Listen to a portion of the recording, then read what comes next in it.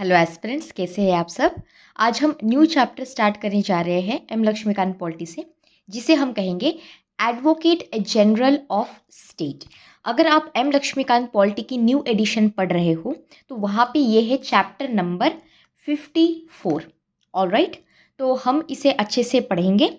इसके साथ यहाँ से जो पॉसिबल क्वेश्चंस आ सकते हैं और जो चीज़ें इंपॉर्टेंट है हम बस वही देखेंगे। आपका काम ये है कि आपको लेक्चर को ध्यान से देखना है, और जब आप लेक्चर देख रहे हो और जो बातें मैं आपको बता रही हूँ, जो भी इन्फॉर्मेशन होगी जो आपको याद रखनी है, वो लेक्चर देखते टाइम ही आपको मेमोराइज करनी है।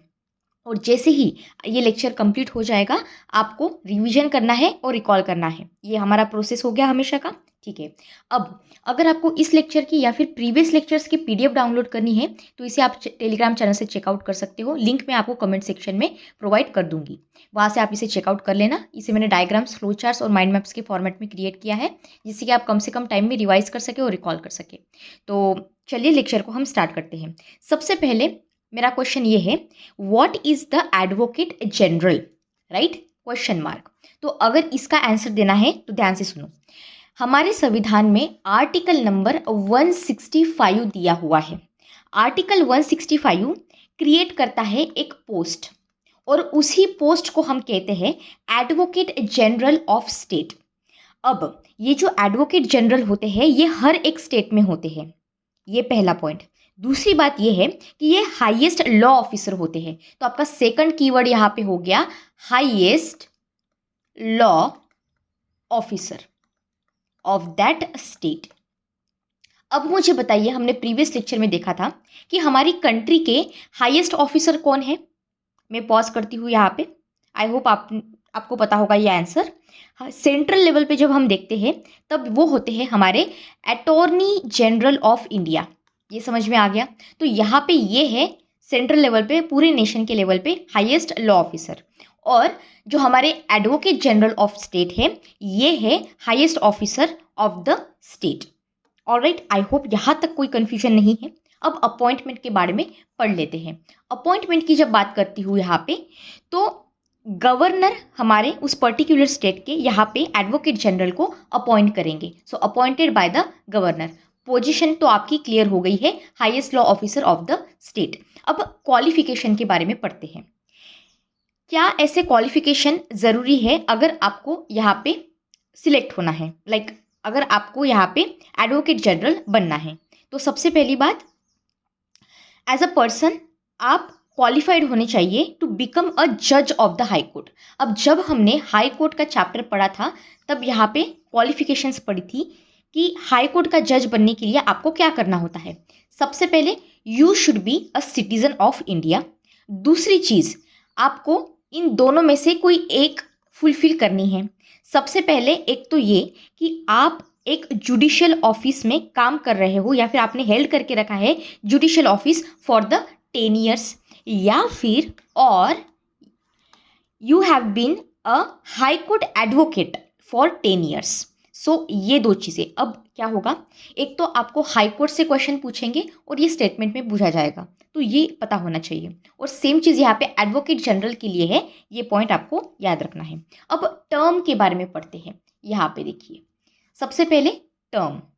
हमारे संविधान में कहीं पे भी टर्म को फिक्स नहीं किया गया है, तो ये पॉइंट अच्छे से याद रखना है। दूसरी बात, जो रिमूवल प्रोसीजर होती है ये भी हमारे संविधान में कहीं पे भी नहीं लिखा गया है। इसका मतलब ये हुआ कि जो एडवोकेट जनरल होंगे वो तब तक ही अपना ऑफिस होल्ड करेंगे during the pleasure of the governor.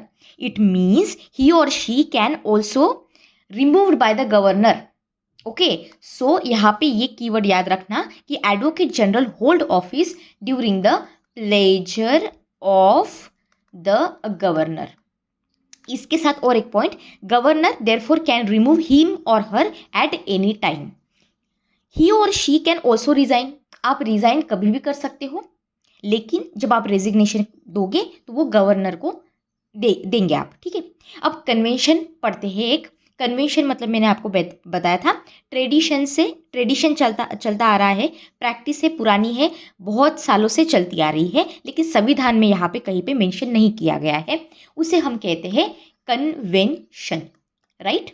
अब यहाँ पे जब स्टेट गवर्नमेंट मतलब यहाँ पे काउंसिल ऑफ मिनिस्टर्स रिजाइन कर देती है या फिर बदल जाती है, तब एडवोकेट जनरल यूजुअली रिजाइन करते हैं, क्योंकि देखिए इनकी अपॉइंटमेंट हुई है on the council of minister है, इनकी एडवाइस के ऊपर।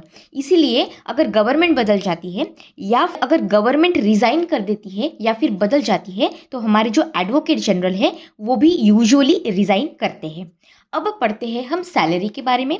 तो हमारे संविधान में कहीं पे भी इनकी सैलरी फिक्स नहीं की गई है, ये डिसाइड की जाती है गवर्नर के द्वारा। अगर ड्यूटीज़ की बात करूँ यहाँ पे एडवोकेट जनरल की, तो as a state's chief legal adviser advocate general legal advice देते हैं स्टेट गवर्नमेंट को जब गवर्नर उन्हें पूछते हैं। ये अपनी जो बाकी की लीगल ड्यूटीज़ होती है जो असाइन की जाती है गवर्नर के द्वारा, इसे भी निभाते हैं, और जो फंक्शंस होते हैं संविधान में दिए हुए या फिर लॉ में दिए हुए उसे भी यहाँ पे फॉलो करते हैं। तो ये 3 चीज़ें मेनली की जाती है। पहली क्या है कि आप लीगल एडवाइस दे रहे हो स्टेट गवर्नमेंट को जब गवर्नर यहाँ पे पूछ रहे हैं, आप अपनी जो लीगल ड्यूटीज़ है गवर्नर ने जो असाइन की है आपको उसे परफॉर्म कर रहे हो, और जो कॉन्स्टिट्यूशन या फिर लॉ में आपको फंक्शंस दिए गए हैं परफॉर्म करने के लिए उसे आप यहाँ पे निभा रहे हो। ये पॉइंट समझ में आया है। अब राइट्स के बारे में पढ़ते हैं। यहाँ पे एडवोकेट जनरल के क्या है, इनके पास होता है right to speak, right to participate. कहाँ पे, आप दोनों भी हाउसेस में यहाँ पे बोल सकते हो और पार्टिसिपेट कर सकते हो। तो यहाँ पे मैंने स्टेट लेजिस्लेचर दिया है तो स्टेट काउंसिल भी यहाँ पे आ जाती है। इसके साथ साथ अगर कोई कमिटी है स्टेट लेजिस्लेचर में, तो अगर वो जो एडवोकेट जनरल है मेंबर बन सकते हैं उसके, तो ये भी पॉसिबल है। इसके साथ ये पॉइंट याद रखना कि वो वोट नहीं कर सकते। अब यहाँ से ही स्टेटमेंट आते हैं। यूपीएससी की पीवाईक्यूज अगर आप उठा के देख लो तो इस तरह का क्वेश्चन आया हुआ है कि यहाँ पे पोस्ट दे देंगे और बोलेंगे कि ही or she can speak, participate but can not vote. तो ये पॉइंट पता होना चाहिए। अब ये जो हमारे एडवोकेट जनरल होते हैं ये प्रिविलेजेस और इम्यूनिटीज़ उनको same that of member of legislative assembly या फिर मेंबर ऑफ लेजिस्लेटिव काउंसिल इनके जैसे ही मिलती है। So privileges same as MLAs and MLC, इतना याद रहेगा। ऑलराइट, अब नेक्स्ट पॉइंट देखते हैं। कुछ आर्टिकल्स है, सब्जेक्ट मैटर्स, ये आपको पता होनी चाहिए। जब हम एडवोकेट जनरल की बात करते हैं उसके रिलेटेड आर्टिकल्स देख लेते हैं। ओके, सबसे पहला आर्टिकल आता है आर्टिकल नंबर 165।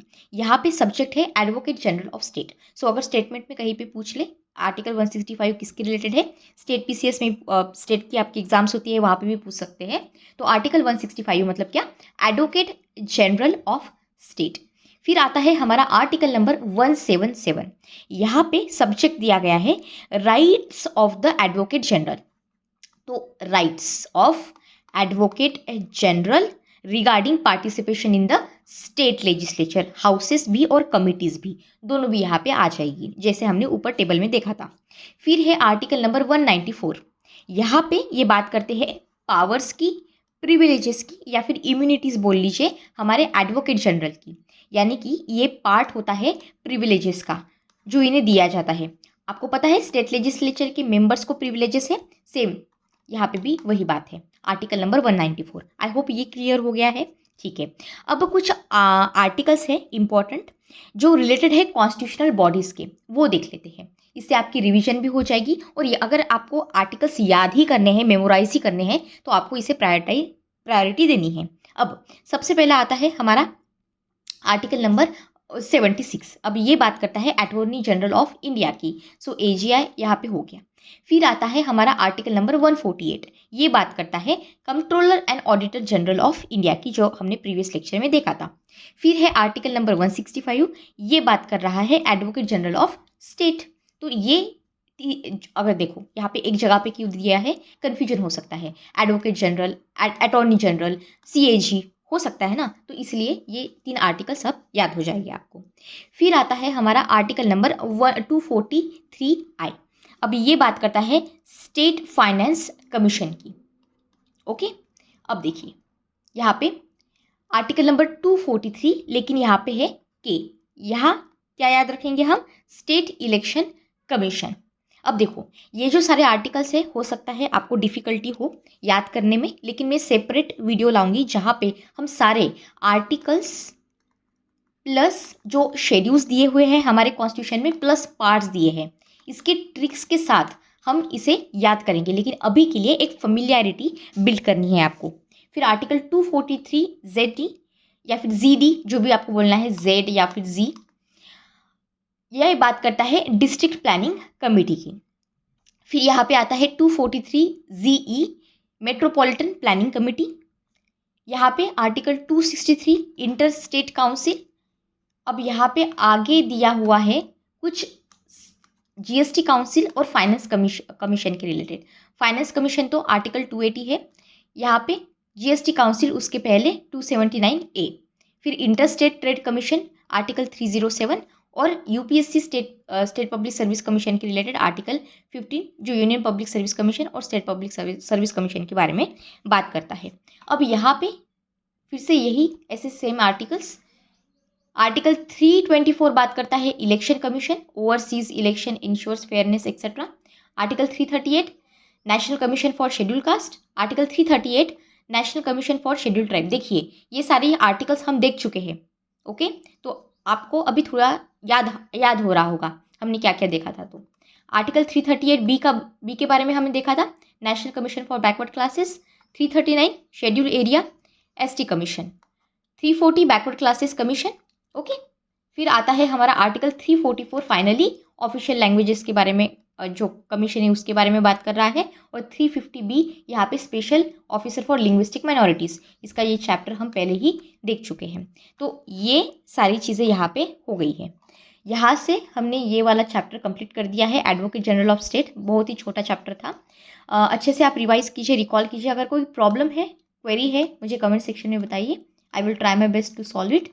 इसके साथ अगर आपको मेरा काम पसंद आ रहा है तो प्लीज़ सब्सक्राइब कीजिए, आपके दोस्तों के साथ भी इसे शेयर कीजिए, लाइक कीजिए, जिससे मेरा भी मोटिवेशन बढ़े। तब तक अच्छे से पढ़ाई करते रहिए without taking any kind of stress. Okay, thank you so much and God bless you all.